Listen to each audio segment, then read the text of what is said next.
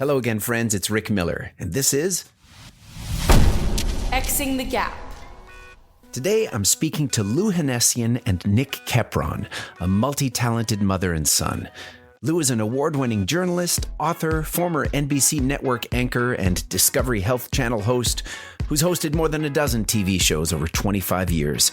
She's a mind-brain resilience researcher and adjunct professor of peace and justice studies. Her articles and essays have been published in the New York Times, Mindful, Mothering, and USA Today, and she hosts a new podcast, The Foreseeable Now. Her son, Nick, 23, is a musician, painter, composer, arranger, producer, educator, and instrument builder. And as you'll hear, one hell of a drummer. From their home near Washington, D.C., we talk about visions for new systems, reclaiming history, reading two stories and inventing a third, the space for choice, synesthesia, are Tuesdays yellow or blue, meeting Rufus Reed, Neil Peart, and Jimmy Cobb, living up to our ideals, integrating resilience, the foreseeable now, the paradox of time, and heavy metal drummers. Mom, do you like metal? Metal reminds me of metallurgy, which reminds me of resilience in its original form. Oh, that's a nice way to twist it back. I love that.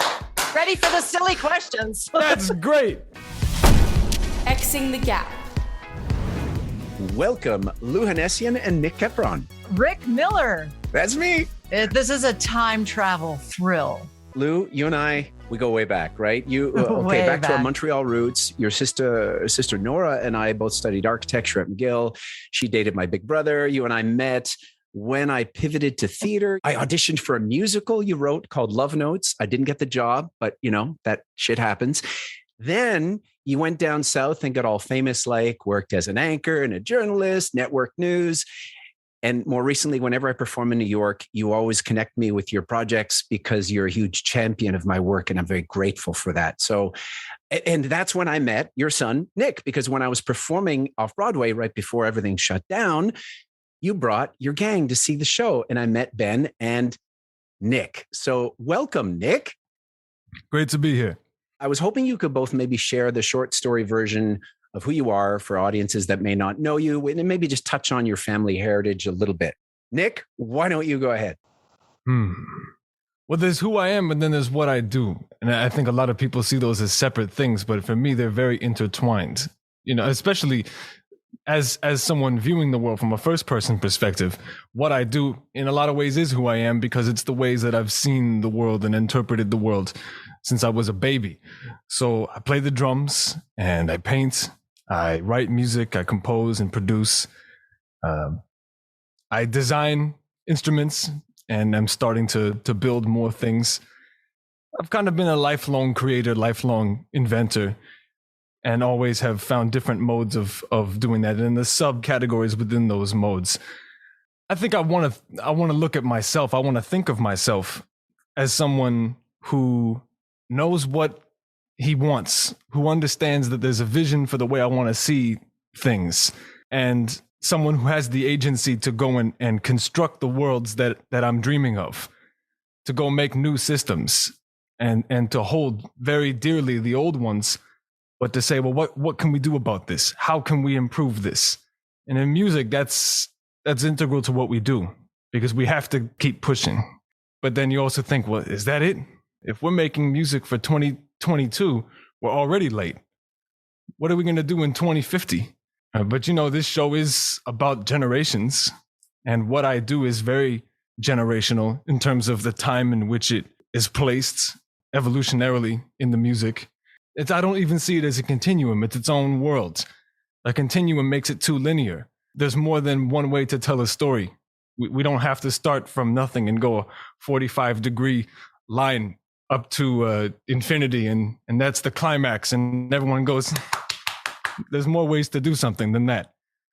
And then in terms of lineage or heritage, I come from Armenian and Greek descent, and I'm very proud of that in a lot of ways, and do a lot to reclaim the history there, because so much of it was destroyed. So it's mine to reclaim. And that is a very personal process to find those answers to the questions that I'm asking. Thanks, Nick. I was going to pass it over to you, Lou. I'm sure you've got a lot to say about such things. Well, when I hear Nick talk about story, I am reminded of when he was 20 months old and asked me to read him 2 books at the same time. 2 bedtime stories. So I said, okay, choose the books. Nick was quite verbal. And he chose 2 books, and I took one and began to open and read. And he said, no, mommy, at the same time. And I said, well, how do I do that? And he says, you open this book like this and this book like this. And then you introduce the characters in this book to the characters in this book, or some such paraphrase. And he wanted to make a 3rd story. You make a new story. And so I think I would use that as a metaphor that I've been interested in exploring, writing the 3rd story of my life, my whole life. And it was no surprise, although I was gobsmacked by that vignette, because it is so much of who he is, writing this 3rd story, and the same for Ben writing his 3rd story. But tying it to Xing the Gap, and we'll talk about you in a minute, Rick, because I have a memory of you sitting at our dining room table making your declaration of creative independence. But want to meet your rock star. When I think of Xing the Gap, I think of what is this gap? And I remember being at a train station in New Jersey. I was going to do a talk somewhere, and I looked down and it said, mind the gap. And so I've been fascinated with the gap, right? There's all kinds of gaps. There's the gap between what we know and what we do, the knowing doing gap. There's the gap between who we are or think we are and who we want to be. But there's this gap where that 3rd story lives. But there's also the synaptic gap that I'm fascinated with, of how we change and what potential and agency we have to change in any given moment. Mm-hmm. By becoming more aware in that moment of what's possible. And I think of Viktor Frankl, who said, between every stimulus and response, there is a gap. And in that gap lies our freedom and power to choose. The space. Viktor Frankl, the Austrian neurologist, psychologist, and Holocaust survivor, wrote, between stimulus and response, there is a space. In that space is our power to choose our response. In our response lies our growth and our freedom. That space is one of the big gaps that I'm interested in. It's the one in our head that offers us choices in every moment, not only for what to say and do, but also how to respond to what others say and do. It makes me think of a double helix with 2 intertwining strands representing who we are and who we want to be. They move in parallel, ever-changing, never fully connecting, but creating this constant gap of possibility.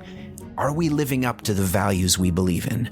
Are we growing? And are we free to be you and me? I do want to know, Lou, what did I say at your dinner table? So you, your brother Rob, your mom, and my sister, my father, my mother, I think my grandmother was there too. But this was light years before Nick was even a thought in the universe. And you had just graduated. But I remember you announcing to the table that you really wanted to pursue theater. And I remember you're saying, I can't remember what she called you. Did she ever call you Richard? Ricky. No, I was Ricky. Ricky. Oh, Ricky. And there was some way in which she was lovingly framing why that might not be the best path, but she didn't say anything negative about it. That you, in your grace and your determination, insisted it really is something that calls you. You were inspired by such otherworldly things that came from in you. Whereas when I wrote my musical, and you say you auditioned for it, I wrote that musical out of heartbreak. That whole process was a blur to me because I was trying to find myself in space. I was in grief and I was lost. And so writing that music was my way of orienting myself. Mm-hmm. So I didn't know what the heck I was doing with auditions and who I chose. I'm just so grateful we are in communication today. And that we've been following each other all these years, and that I have, yes, been cheerleading you all these years and championing you because I love you. And I think you're absolutely a gift to the world. Wow, thank you. I'm delighted to be sharing your gifts to my audience. But I want to kind of jump to the space that Nick was alluding to a little bit now, and you've both alluded to, which is this potentiality we have in our moments right now, and how we see the world today, drawing from the past and building on the future. And so I'll throw a question to you, Nick, because when I talk about Xing the Gap with guests, the gaps can sometimes be political, generational, cultural, geographical, any number of things. But I'm interested in speaking to both of you about neurological gaps, because Lou, you incorporate neurology, science-based research into what you do. We can talk about that later. And Nick, if I'm not mistaken, you are a synesthete, or someone who has the ability to combine and cross this gap between our senses. In some people who experience synesthesia, see or hear a word and taste food, or see a shape and smell. Tell me what that's like, and when you first discovered what I think of as a superpower. Well, Temple Grandin, when she found out that not everyone thought the same way that she did, which was in pictures, like a visual encyclopedia of everything that she had ever seen, it was very shocking, mind-blowing to her. She said, "What, you don't think this way?" So for me, it was never a superpower. It was just how I interpreted sound. Synesthesia, yes, is, I guess you could say, involuntary reaction to a certain sensory stimulus where it triggers another highly conceptual response in another way. So seeing sound, it is true, but it's not that literal. It's not so much that, I think of like I see a color in front of me. It's much more imaginative, and it's also much more environmental, because for me, it's not just that this note is this color. It's that it's textural and spatial. So I can use this to my advantage in composition, where if I want something to move a certain way, well, I understand how the music interacts with me in a very 3D spatial way. And, Miles Davis said it goes in your body, right? Well, that's kind of what it is for me, is that the synesthesia is spatial. So it is colorful. It has texture. There is a temperature thing. I don't feel hot or cold, but it's, how can I make something that sounds like going outside at night in the wintertime and going in the air and you see your breath? How do you make that into sound? Or how can you look at a sunset over the mountains? Miles said, play that. How do you do that? How do you make that into sound? So for me, music has always been not just auditory, but a 3D environment, as if I'm in water, and the waves are doing different things. It's more of a poetic idea than a simple sort of left brain analogy of modeling that I hear sound and I smell, pancakes. It's way more experiential than that, or environmental, as you said, right? It has less to do with... Everyone with synesthesia has different responses. Ben has it too, and he'll hear something I say, that's this very deep shade of blue. He goes, to me, it's yellow. Wow. I have it a little Lou, bit. does this run in your family? I don't know. My sister and I have colors for days of the week and numbers. It's kind of weird. Like Mondays are red, right, Nick? Okay. Mondays Tuesdays are yellow. Tuesdays are yellow. 2 days are blue for me. Ooh, okay. The Thursdays are blue for me. Blue is also the second. So 2 is blue for me. 2 is red for me. See, this is what I'm saying. Neurodiversity. It's a word that was coined in the late 1990s and used often by Temple Grandin, the renowned scientist, animal behavior expert, and autism advocate. Neurodiversity challenges the view that brains that are wired differently automatically need a cure, and it tries to broaden our understanding of autonomy, accessibility, and healthy, independent living. Of course, some non-neurotypical conditions are life-threatening and need medical care and intervention. My daughter Ellen, whose voice you hear in the title of the podcast, has epilepsy, and her medication has been crucial to her well-being. But in many other cases, we need to push back against the view that difference equals deficit. In fact, sometimes difference is our greatest strength. There's a story on Nick's website that talks about when he was 2 years old and went up to a certain person giving a lecture. Can you tell that story? He was 3, and Rufus Reed was running a rehearsal, and people were invited to watch the rehearsal. And he gave a bit of a preamble at the beginning, and he's this towering man, and he came to the edge of the stage, and the auditorium was probably maybe 400 people. And Nick and I were there in the front row. And Rufus said, the thing with ensemble playing is you have to listen. You have to listen to each other. And in that second, I remember Nick got up out of his chair and walked up to the stage. And I remember I had zero fear of what was about to happen. Don't ask me why. I thought, this is normal. This is fine. And he says, excuse me, Mr. Rufus. And he turned around to think, where's this voice coming from? He said, you forgot something. And he looked at him. He said, what did I forget?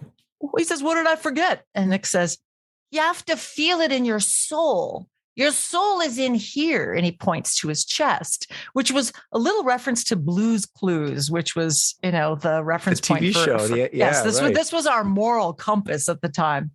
But I remember the whole audience just went into a paroxysm of laughter.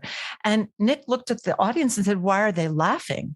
And I said, sweetheart, they're laughing with you. He goes, but I'm not laughing. And Rufus Reed looks at me and he goes, You're mom? And I go, yeah, I'm mom. And he goes, you got a long road ahead of you. Wow. Yeah, so Rufus Reed is a great, great bass player. And 17 years later, I was at Carnegie Hall and playing. No, not playing. That was the year before. You have played there. We might add.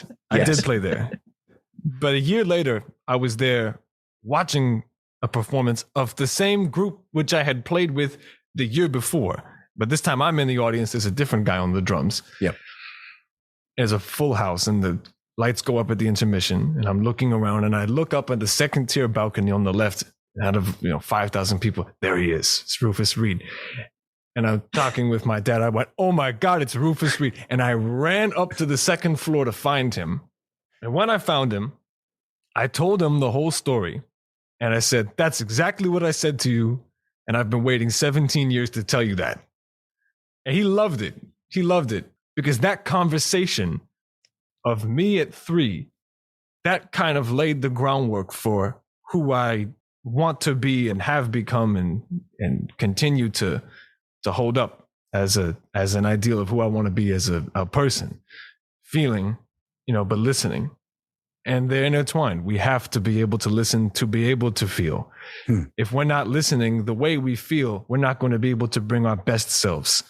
That won't be presented to us, and that won't be presented to others. I center that kid.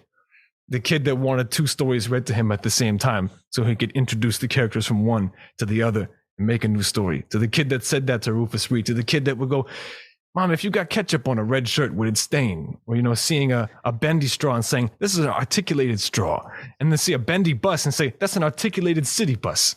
I say, why is there a conductor of an orchestra and a conductor of a train? These are the questions I was asking when I was very, very young. I heard. And then you also asked me, what is the soul? And I was sort of sputtered through an answer. And you said, oh, so it's the heart. It's love. Yeah. Boy, you come at it with way more wisdom than I did at what, 22? What are you, 23? Almost 23. 23. Holy crap.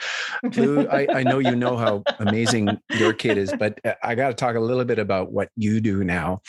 So maybe more than anyone I know, your training, your work seems to aim at bridging gaps in society. You use neuroscience, nonviolent communication, conflict resolution skills. You're kind of throwing everything you are at what you do right now to maybe find that third space, as you say, and live in it with ever being one thing. You seem to be locking into something right now. And I'm interested in the name Integrate Resilience, which is the company you founded. Maybe you can tell us what Integrate Resilience means to you. It's interesting to hear Nick talking about the way he's centering or integrating that kid that he remembers. And I also remember a gentleman telling me that my job when he was 3 years old was to keep his light on and to teach him how to do the same.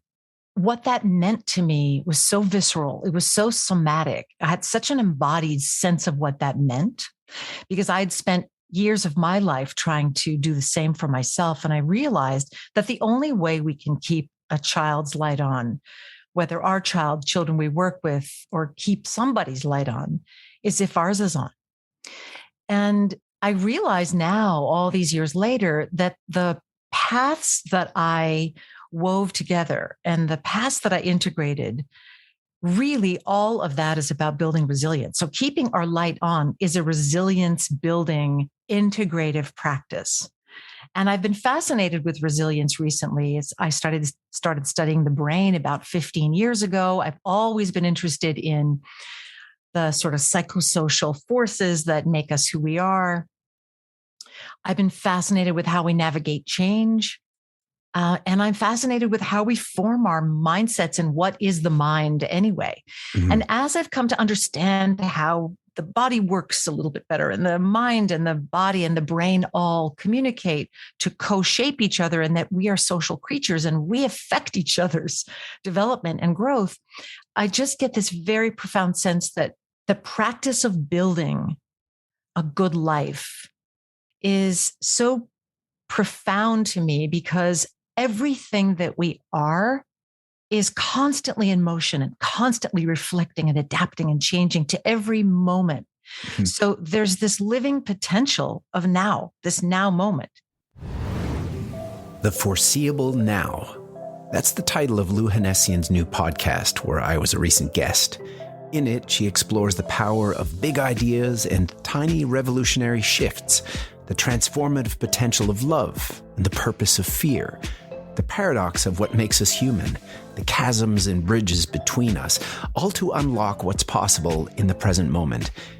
It should be such an easy thing, living in the moment, but our brains are time machines, constantly spinning us into past memories and future anxieties, making the ever-present moment surprisingly elusive.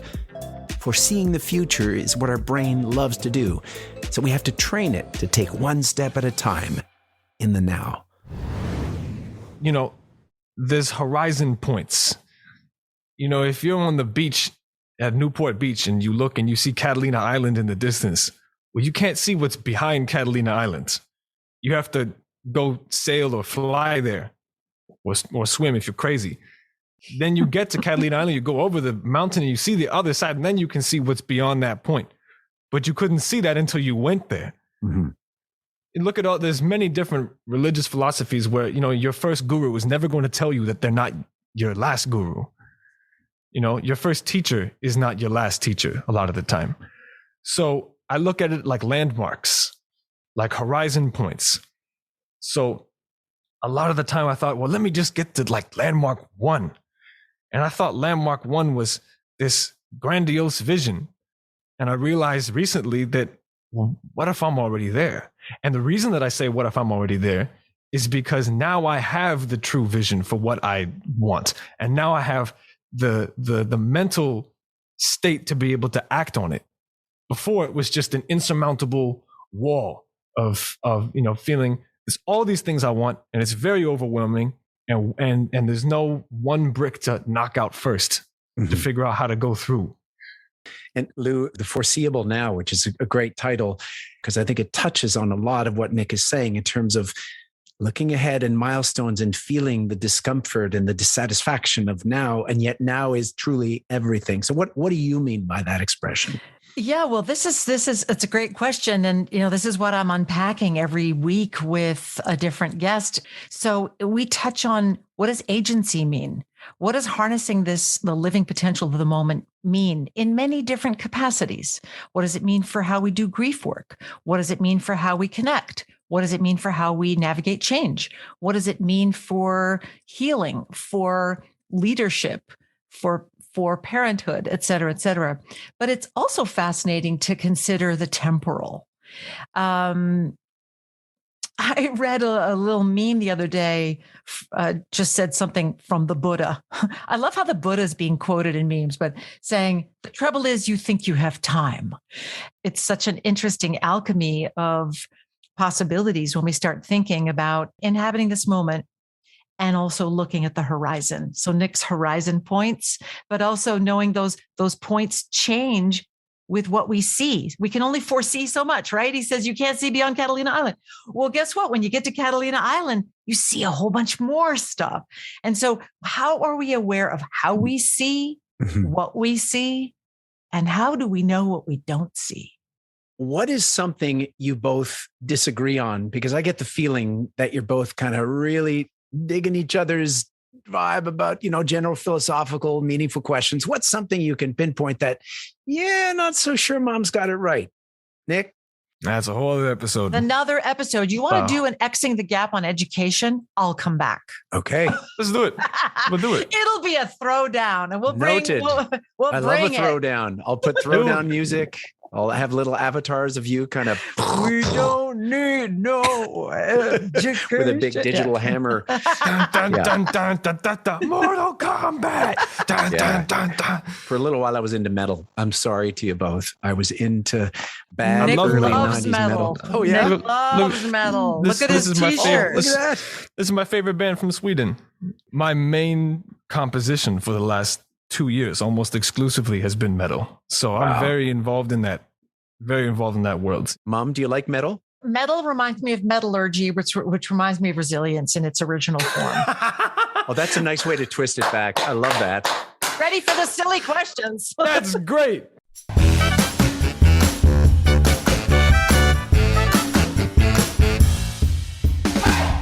I will eventually count out points, but right now we're not worried about points because there's nothing to win except bragging rights in your own house. Do you live together, by the way? Mm-hmm. He's downstairs. I'm upstairs right now. Okay, lovely. Starting with you, Nick. There was a breakfast cereal in the 1970s that had a famous ad going, "Hey, Mikey, he likes it." I know the ad, but I don't know the cereal. Does Lou? Life Cereal. Ding. Ding, ding, ding, ding, ding. Another breakfast cereal question. They're great. What was great? Tony the Tiger. Yeah, what was he selling? Oh man. Oh, come on. You know the mascot and not the brand? That's a branding because faux pas. I don't like cereal. Sorry, your time's up, Nick. Lou? I can't. I'm trying to remember it. You don't know? Great. Tony the Tiger. Oh, Kellogg's would be so Kellogg's. upset. What was it? Is it Honey Bunches in it? What is it? Frosted Frosted Flakes? Flakes. Frosted Nick. Flakes. Ah, Frosted yay. Flakes. Oh. Okay, this is one last cereal question. They're magically delicious. Oh, come on. Lucky Charms. Okay. Hey, you never know. Some people truly know nothing of anything that didn't happen yesterday. But here's the real question. What do you know about Smart Start? Oh, that's another I know cereal nothing. altogether. I don't know Smart Start. That was the only cereal that Ben and I ever liked was dry Smart Start. What's the matter with you kids? You're not liking sweet, sugary cereal. That's like 2000. You're talking 2006, 7, 8 right now. What comic strip featured a very lazy, cynical cat? Who loves lasagnas? Garfield. Ding. Kim Kardashian and Kanye West have 4 kids. Name one of them. I thought they had like 10. North. Good. Northwest. Nice. What about Kylie Jenner and Travis Scott? What did they name their baby? Stormy. How do you know this? It's Space Junk. I just picked it up. They had another baby. I know that too. And her. They just did, like recently. Yeah, Travis Scott. Yeah. Yeah. Lou, here are some famous rock and roll drummers. I want you to name the band. Ready? John Bonham. Bon Jovi. I don't know. Mom, how do we live in the same house and you don't know Okay, this is Well, this is the juice I'm looking for here. I'm blanking. I'm just blanking. Nick? that? Mom, this is Led Zeppelin. Okay, Okay. here. Neil Peart. Rush. Good. We have a Neil Peart story. That's such a good story. Give me a story. We saw Neil Peart being interviewed live for a documentary that was being filmed. We're in the audience. We were in the audience, and the gentleman interviewing him asked him, to what do you owe your success, your long, successful career? You've had so much tragedy and loss. And he was a very soft-spoken man. And I remember his one-line answer. And he says, You have to protect your drive. That's another thing that happened at that. This was part of a drum festival. Jimmy Cobb was a great drummer. He passed away in 2020. He played on Kind of Blue, Miles Davis, which is people might know is I think is the highest selling jazz record ever. Yep. And Neil Peart was the finale surprise guest. We didn't know he was going to be there. So Jimmy Cobb played, and I'll never forget the touch that he had on the cymbals. I was 12 and I was in the audience, and he was wearing a DW Drums baseball cap. So I went up to him. I said, Mr. Cobb, it's so great to meet you. Where did you get your DW hat from? And he had this like amazing dry sense of humor. He just looked at me and went, from DW, and he walked away. I see him a couple of days later with a North Sea Jazz hat on. I said, Mr. Cobb, what happened to your DW hat? He goes, I took it off. He walked away. Final. So this is after Part 3. It was a 3-part story. Oh, yeah. After Neil Peart left. A great finale. I'm in the lobby. There's no one else there. The place is empty. We're getting ready to leave, and out of nowhere comes Jimmy Cobb, and he's wearing the DW hat, and he takes it off and gave it to me. He had already signed it on the inside. He walks right over to us. Right over. No, did he say anything? A word. Doesn't say a word. Puts on his head. Oh, so good. But I got to hear more rock drummers now. Okay, I got a few more. I mean, I'm going for the easy John pickings Bonham, here from Mom. John Bonham. Led Zeppelin. Too late, sister. So moving on, Ginger Baker. Go ahead, Nick. Cream. Nick. Yep. Keith and Moon. Fela. You got to hear Ginger Baker and Fela. That's a great record. I'll dig in. Rabbit hole. Here we go. Keith Moon, Lou. Go ahead, Nick. The Who. Stuart Copeland. Well, you know this. The Police. Ding. Tommy Lee. Not a great drummer, but tattoos. Theatrics. What? Sex tape with Pam. Yeah. Pam Anderson. Yeah. Do you know who it is? What band? Yeah, Tommy Lee. Yeah. What? Yeah, go I know. ahead, I told you the name of Tommy Lee. Ahead, What's Nick. the band? Smoking in the Boys' Room. Isn't that one of their songs? Yeah. Smoking in the boys' room. Motley Crue. She gets it. A couple more. Dave Grohl. Who was the drummer for Dave Grohl? No, who's the band that? Who's the band? Who's the band for Dave Grohl? That is correct, because the drummer for Dave Grohl is Taylor Hawkins. Oh, Taylor Hawkins, right? Because he plays guitar on that. Fighters. Yeah. So No, who did Nirvana. he play? Okay, Nirvana. Okay, Nirvana. And finally, Levon Helm. Lou, no, they were backing band for Dylan at one point. I actually gave you the word in there. Yeah, I wonder what the band is called. I wonder what the band is called. I wonder what. Levon. You're back at the word. The band is the answer. The band. I'm not even going to give that to you. No, maybe there were too many points given to Nick there. I got to find some stuff that Lou might know. Okay, this is more recent. This was a very, very niche trivia, though. This is the last little speed round here. I'm going to play clips from my Boom YZ show, which covers the last 25 years of history. And you have to answer the questions in there as it goes on. It happens really fast. It's only a minute long. Are you ready? Ready. I'm scared. Rent. Nick wins a point. Oh, Chumbawamba. Nick. Matrix. Nick. Matrix. Santana.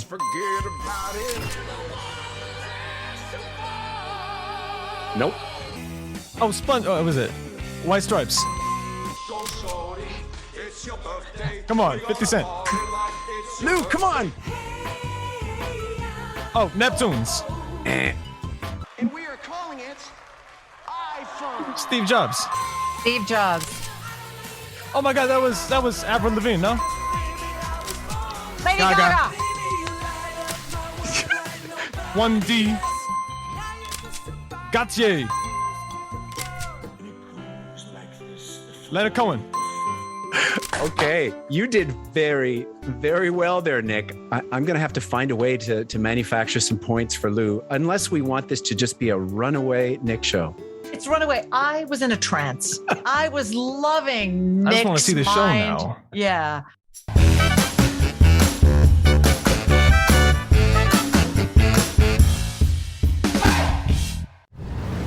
Thanks so much for being part of this. Thanks, Rick. It was so much fun. It's been Cannot wait. Nick, Lot go of fun. back and play some drums for me, just to get us. Can you get us out of here? Play us out, Nick. Play us out, man.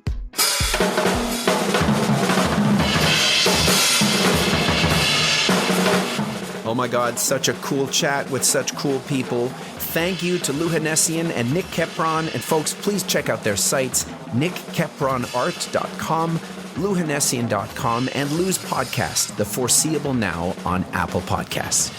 And now Nick's booming cymbal crash finale.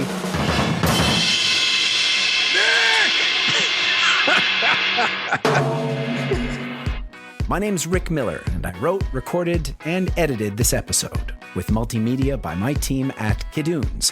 For more info about the Boom Trilogy and our many other projects, visit kidoons.com or boomtheshow.com. Thanks also to my partners on this podcast, Leap, an online community where life experience meets innovation, created by CABI, the Center for Aging and Brain Health Innovation. For more info or to become a Leap member, visit cabi.com/leap. If you're on a podcast player, please follow us, write a review, and tell someone about this or other episodes you liked. You can also send any questions, comments, feedback to me at Rick Miller Actor on Twitter or Instagram, or rick@rickmiller.ca by email. And hey, in a polarized world, you have a choice. Build a wall or build a bridge. Build bridges, not walls. Xing the gap.